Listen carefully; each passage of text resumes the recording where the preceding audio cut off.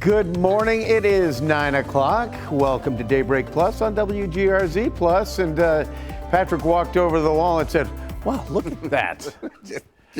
It's a frozen tundra landscape. You know, it looks like you can see some sun trying to peek through. Yeah, and this shot is really interesting because you get a chance to see the snowpack on the lake, ice. on the ice. Yep. So and the lake is about 95% ice cover. Really? So that's why the only lake snow is coming off of Lake Ontario. Yeah, I mean, you can get some lake effect snow off like slush ice on Lake Erie. Right. Or if it's not complete, there's like a little water pooling on the top of the ice.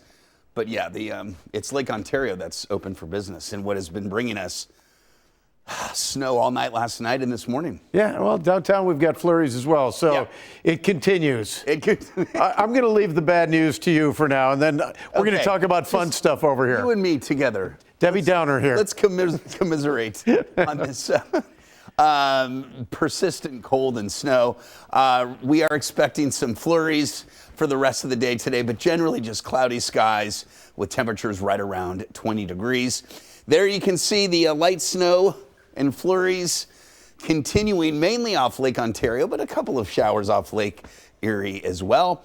And that'll be the case through the rest of the morning. By this afternoon, we might even see a few holes in the clouds as temperatures remain cold. Future look shows, again, not much additional snow today. We'll see, again, some flurries. Temperatures into the upper teens, low 20s.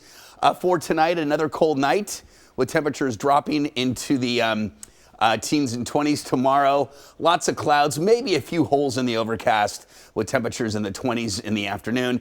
And then as we head into next week, temperatures warm enough that we get some rain chances. In fact, a rain and snow mix possible on Monday with another system bringing some rain and snow showers, it looks like, on Tuesday. And then the system beyond that, Thursday, could produce more snow showers. So the weather pattern is going to warm up a bit, but it's going to remain active, it looks like, as we head into next week. So for today, mostly cloudy with some snow showers and flurries. Just another coating on top of the wealth of snow that we've had so far this month. Mostly cloudy, 18. Long range forecast. Dry weather primarily for the weekend. Then you can see that rain and snow mix for Monday and Tuesday. Dry weather on Wednesday. Then some period of snow, it looks like, on Thursday of next week. Long range outlook for the south towns and the southern tier, pretty similar. Dry weather for the weekend. Rain and snow showers, again, Monday, Tuesday, with some snow possible on Thursday. Well, and that's all I have to say about that. Yeah, well, you're gonna have more splaining to do in a little bit. But yeah. Hey, did you hear this? If you listen closely, can you hear that? That's the celebration still going on across the Peace Bridge. Oh, yes. Yeah. Hockey tournament. Oh, yes. Team Canada, winners of the Four Nations face-off. But he won 12 out of 14 in their opener, and he won that one and got a shot off. Centering pass, McDavid scores! Connor McDavid wins it for Canada! Of all players to leave with no one within a county of Connor McDavid in overtime, man, that was the golden goal last night that beat as Canada beat the U.S. 3-2 in the final of the Four Nations face-off. The game was as close as you could get, tied at 1 after 1, tied at 2 after 2, then into overtime they go. 8 minutes in, Connor McDavid buries the winner, and here's what players on both sides had to say. Our whole continent, it was pretty cool, just the build up over the last 3 days of Canada versus USA. So obviously a lot of stuff going on with Canada and the USA right now, and us playing against each other was kind of a perfect storm for our sport. This sucks. I thought this team deserved more. We had chances there to finish it off. And this has been my favorite hockey memories, just playing for this team, playing with this group, and this is going to give us a nice motivation for years' time. Yeah, Trudeau said you can't have our country and you can't have our game. Couple questions. Connor McDavid plays with the Edmonton Oilers, correct? Correct. And he was, or still is, considered one of the best players in the NHL, right? In the world. In the world. Yes. How long has he been in the league? He was drafted the same year as Jack Eichel. We got the 2015. Yeah, We could have had him. They were going for, we tanked for a year to get McDavid, and but Connor played his junior hockey just down the thruway in Erie, Pennsylvania. Oh, he did. Okay. Yeah. So, but what a tournament! I mean, you think about it. That's what they replaced the All-Star game with this year. This is far. And when you had the trick shots and all the kind of the ridiculousness of the All-Star game, to have a mini Olympics. I mean, I was going to say, this gets you excited for the Olympics because that's the next time we get to play. The U.S. gets to play Canada, in this kind of setting. Yeah, and I can't believe the people that were watching. I woke up to a text chain going back and forth with friends down in Long Island who aren't even hockey fans for the most part, but they were watching it all. It was just a cool thing. And, the Sabres had a few players, Tage Thompson went up as a reserve player but didn't get into the lineup. But Ukko Pekka-Luukkonen, Henri Jokiharju, and Rasmus Dahlin, they're all back in Buffalo, and the Sabres are coming off a pair of tough practices, trying to get back up to speed after a full week off. Lindy Ruff saying he'd rather get after the guys a little too much than not enough, as the team has no choice but to return to action full throttle. The Sabres are in dead last in the East, 12 points out of that final wild card spot. And now Lindy says they'll be looking at the remainder of the schedule in 5-game sections. Break it down into every 5 games, get a minimum of 7 points every 5 games, which would put us, at 84 with 3 games left. Win those 3 games, get you to 90. I know it's hard. I know difficult task, but I think you have to set goals. We have to set, if you look at the previous 5 was 4-1. Set goals and try to achieve your goals. Make this your playoff push. I think if they don't lose another game, they could win the Stanley Cup. You know what, though? I mean, he could have just said, he's admitting that, okay, if we're going to make the playoffs, let's go 5-game sets. I like how we said that. Well, he's not saying, I don't know. I guess there was some honesty there, but also, okay, we have not completely lost hope. He's trying to make the second half of the season relevant, is what he's trying to do, and keep the guys engaged, keep the guys focused. But speaking of hockey, and international hockey for that matter, tomorrow marks a huge anniversary for USA Hockey, one that is still celebrated right up there in Lake Placid. 45 years since a group of college kids pulled off the upset of a century, knocking off the heavily favored Soviet Union in a game that'll forever be remembered as the Miracle on Ice. I caught up on Zoom with a couple players from that legendary team, John Harrington, and also the man who scored the winning goal, Mike Eruzione, and asked them both what their lasting image is 4.5 decades later. I guess all of us being on the podium at the end together. And then after that, I remember we skated, we walked around the rink, and then we went back onto the podium again. So I guess that would be, because that was the last time we were all, together. Just that feeling afterwards of not being, obviously it was crazy happy, but just the self-satisfaction of knowing this is what I dreamt it could possibly be, and it was. And people forget that the podium didn't come after the Russian game. It was the Finland game. They still had to beat Finland to win the gold. So after that huge emotional win, they still had to remain checked in and play one more game. But the bulk of that group still gets together every spring up in Lake Placid for the Miracle on Ice Fantasy Camp. Right. Which is cool. The game against Finland kind of somewhat forgotten in a way. Yeah. Because of, what was that game like? You know what? I don't even remember it. The USA won. Yeah, the USA won and won the gold. It didn't have the dramatic feel that. Well, it was, they came from behind. Oh, they did? Yeah. Okay. The U.S. team, it was every victory was a come from behind victory except for the first game that they tied. But they came from behind in every game of the 1980 Olympics. Wow. And, part of it was the resilience. Part of it was the unexpected, the underdog, but part of it was also the goaltending. Jim Craig was just stood on his head. And speaking of Jim Craig and his head, he's a bobblehead now. Yeah, the National Bobblehead Hall of Fame in Milwaukee is celebrating the 1980 Miracle on Ice game. They're doing so by unveiling this limited edition bobblehead of Jim Craig. The bobbleheads, which are expected to ship in March, are available for $75 unsigned, $155 signed plus shipping. That's him jumping as they won. But the lasting image of Jim Craig, the one that everyone will remember, is him draped in the American flag, looking for his father in the stands. And he had one of the staffers come over and pointed him out because he had just lost his mom, wasn't sure if he was going to make the games or even be there, but he said his mom wanted him there. Wow. And and it was just an emotional moment seeing him looking for his dad up in the stands. He found him. He found a gold medal, and now he's a bobblehead. There you go. The circle of life. Yes. All right. Well, there is a chance the Bills could go international once again. While nothing is set in stone, 4 of the Bills' road opponents next season are among the teams that will be hosting international games. The Jets and Browns will be the home teams when they go to London. Meanwhile, the Dolphins are hosting a game in Spain, and the Steelers will host a game in Ireland. The Bills have only played overseas one time in their history, back in 2023. Didn't go well. No, they lost to the Jags 25-20, just a terrible game. The Bills decided to fly to London late in the week, which may have been a contributing factor, but that was the lasting impact right there. They lost Matt Milano for the rest of the season. It was just, not a great game. But, you know, I would love to see them play in Ireland.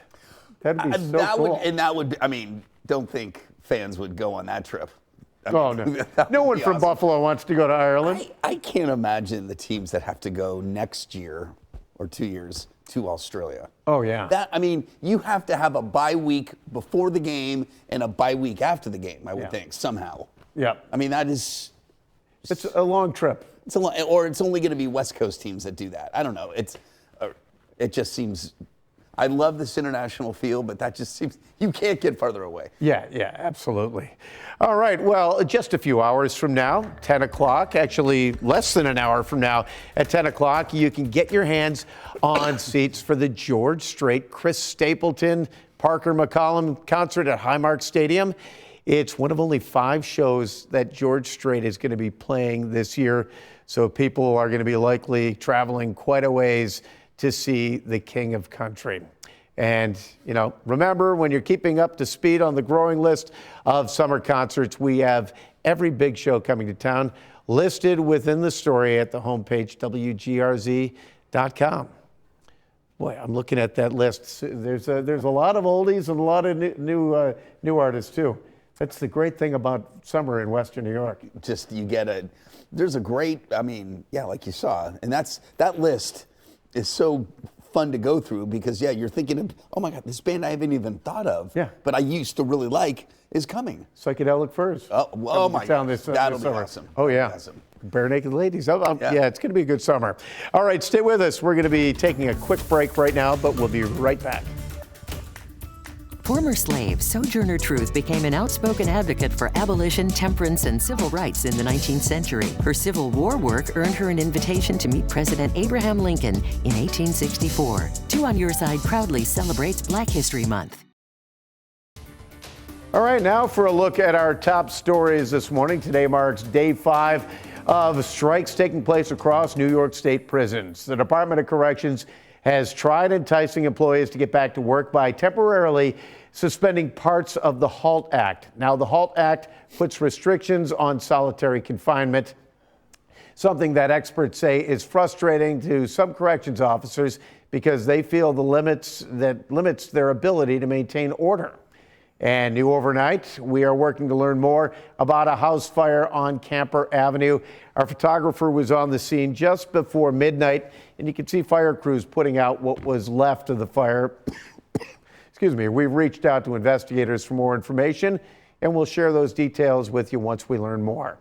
The popular Elmwood Village restaurant is music venue as well, is asking for your help in preventing restrictions that could force it to close.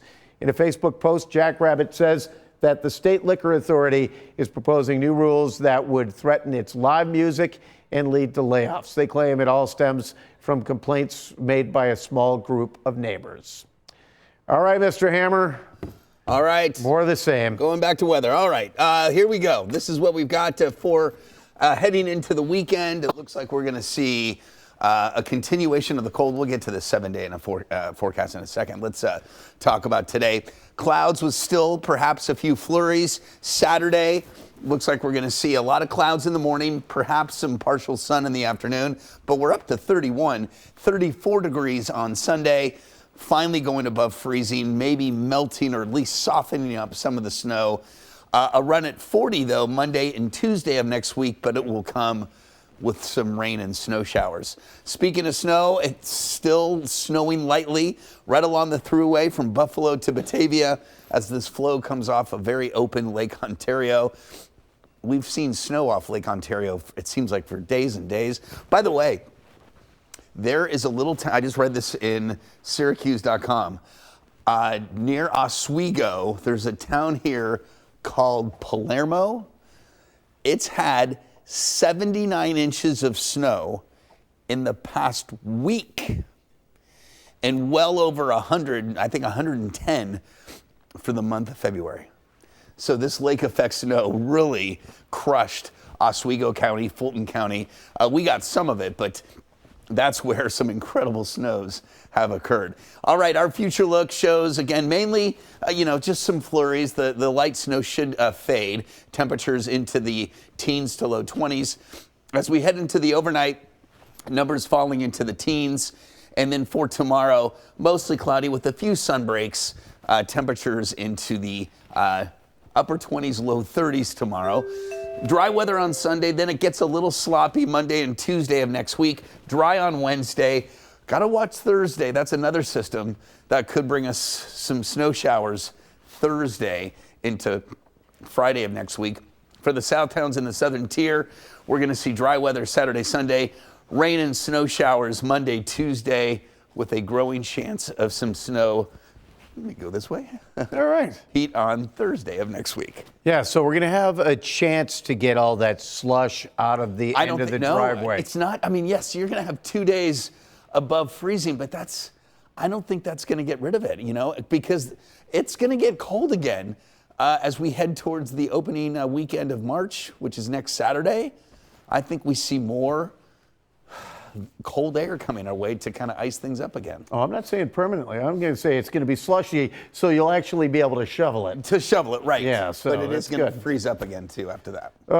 So how many inches of snow in Palermo? 79 in a week. We had 8 feet in a week. Come on. That's right. Orchard Park, 81 inches in 2022. Yeah, the winter in a week up in we had 8 feet in a week in Kenmore. So yeah, kids play.